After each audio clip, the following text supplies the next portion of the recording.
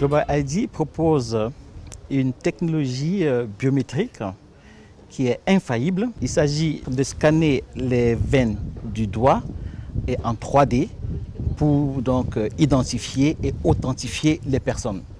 La technologie, elle est unique au monde actuellement et c'est la plus sécurisée en termes de technologie biométrique. Actuellement, ce qui est sur le marché, c'est quoi? C'est l'empreinte digitale, l'empreinte faciale, l'ADN et tout ça. Mais nous, on vient avec l'empreinte veineuse et en 3D.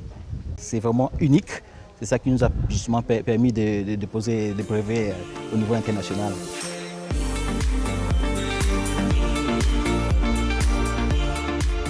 Chaque personne naît avec son réseau veineux qui est unique et qui ne change pas pendant tout le cycle de sa vie. C'est vrai, les veines, elles vont grossir, elles vont prendre volume, mais le réseau veineux, lui, il ne change pas durant toute votre vie. Et c'est unique pourquoi? Parce que pour que deux personnes aient le même réseau veineux, la probabilité est de 1 sur 3,6 milliards. Personne ne peut usurper de votre identité avec notre technologie.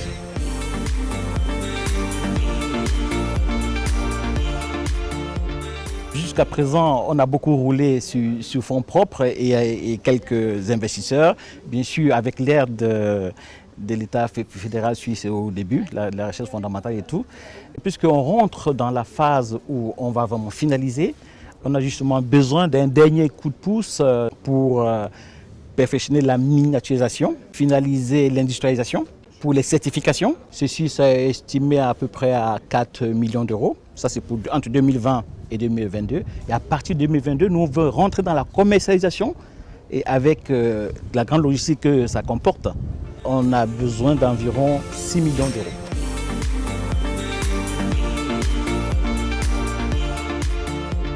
On a par exemple eu déjà à faire des POC, des Proof of Concept, dans les hôpitaux suisses, notamment les hôpitaux du Jura. Ça, c'est un marché déjà, on va dire, acquis.